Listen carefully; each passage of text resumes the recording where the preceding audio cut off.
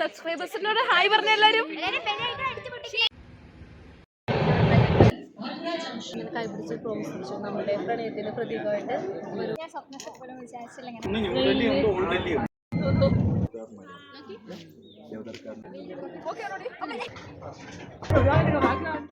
അങ്ങനെ പാർട്ട് 1 പ്ലാനിങ്ങിന് ശേഷം ഇതാ മണാലി ട്രാവൽ വ്ളോഗിൻ്റെ പാർട്ട് 2.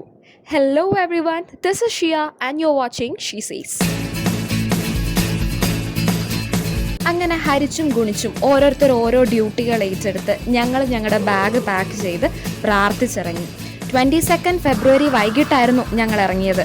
പിറ്റേന്ന് വെളുപ്പിന് 2:30 ആയപ്പോൾ വാറങ്കൽ സ്റ്റേഷനിലെത്തി. അവിടെ ഒരു വെയിറ്റിംഗ് ഹാളിൽ സുഖമായിട്ട് കുറച്ച് നേരം ഉറങ്ങി.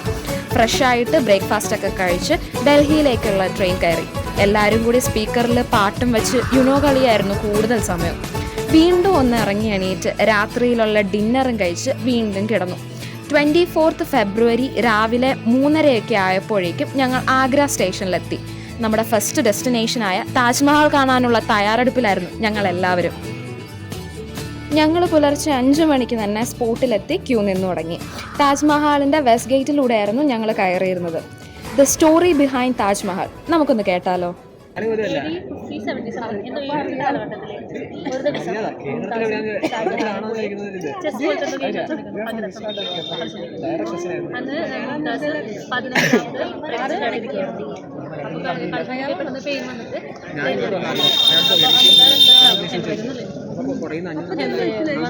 രക്തസ്രാവം വന്നിട്ട് പുള്ളി മരിക്കുന്നുള്ള അവസ്ഥയിലായി.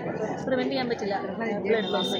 അപ്പോൾ ഷാജഹാനെ വെച്ചിട്ട് കൈപിടിച്ച് പ്രോമിസ് വെച്ചു നമ്മുടെ പ്രണയത്തിന്റെ പ്രതീകമായിട്ട് ഒരു സ്മാരകം, ഒരു സംഭവം പണിത് വരുന്നത്.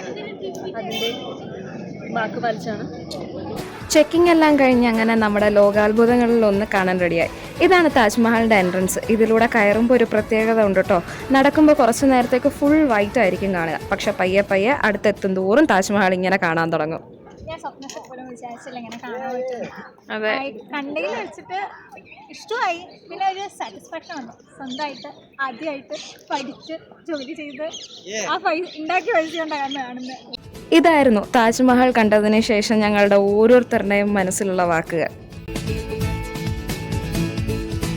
അങ്ങനെ താജ്മഹൽ കണ്ടിറങ്ങിയപ്പോഴേക്കും എല്ലാവർക്കും നല്ല വിശപ്പടിച്ചു തുടങ്ങി. അങ്ങനെ ഇരിക്കുകയാണ് നമ്മൾ ഈ മലയാളി ചേട്ടനെ പരിചയപ്പെട്ടത്. വേറൊന്നും നോക്കിയില്ല, മെട്രോയിൽ കയറി നേരെ അപ്പൂസ് ഹോട്ടലിലേക്ക് വിട്ടു. ഉച്ചയ്ക്ക് വയറ് നിറച്ച് ചോറും കഴിച്ച് സരോജിനി മാർക്കറ്റിൽ നിന്ന് കുറച്ച് ഷോപ്പിംഗ് ഒക്കെ കഴിഞ്ഞ് വൈകുന്നേരം ഒരു 7:30-8 മണി ആയപ്പോഴത്തേനും ഞങ്ങൾ ഞങ്ങളുടെ ട്രാവൽ ഏജൻസിക്കാരെ മീറ്റ് ചെയ്തു. ബസ്സിൽ നല്ലോണം ഉറങ്ങി പിറ്റേന്ന് രാവിലെ കണ്ണു തുറക്കുമ്പോൾ കണ്ട കാഴ്ചയാണിത്. അതെ, ഞങ്ങളെല്ലാവരും കാത്തിരുന്ന സ്ഥലം മണാലി.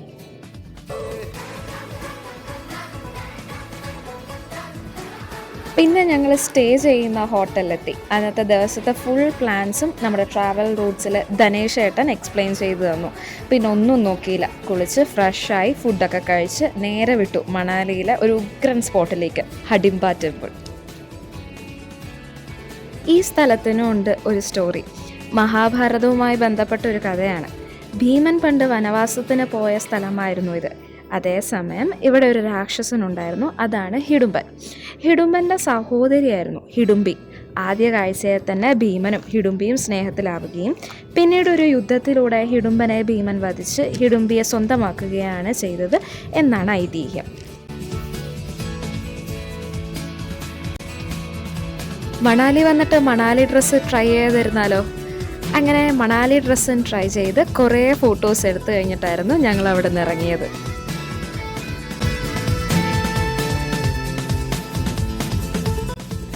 അത് കഴിഞ്ഞ് നമ്മൾ നേരെ പോയത് ടിബറ്റൻ മാർക്കറ്റിലേക്കായിരുന്നു. ഒരുപാട് മണാലി സ്പെഷ്യൽ ഐറ്റംസ് ഉണ്ടായിരുന്നു ഇവിടെ. ഇതൊക്കെ കണ്ട് ഞങ്ങൾക്ക് വീണ്ടും വിശപ്പടിച്ച് കഴിക്കാൻ കയറി.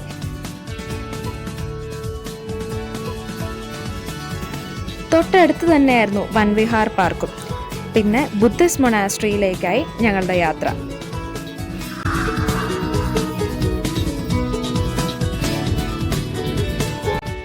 പോകുന്ന വഴിയിലെല്ലാം കച്ചവടക്കാരായിരുന്നു. സ്പോട്ടിൽ തന്നെ തയ്ച്ച് അത് വിൽക്കാൻ വയ്ക്കുകയാണ് ഇവർ. കുറേ നല്ല കലാകാരന്മാരെയും കണ്ടു. ഇതെല്ലാം കഴിഞ്ഞ് രാത്രി തിരിച്ച് ഹോട്ടലിലെത്തി. വയറ് നിറയെ ഫുഡും കഴിച്ച് ക്യാമ്പ് ഫയർ സെറ്റപ്പിലേക്ക് പോയി. കുറേ നേരം അവിടെ അടിച്ചു പൊളിച്ചു.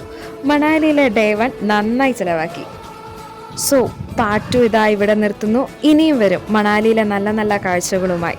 Till then bye.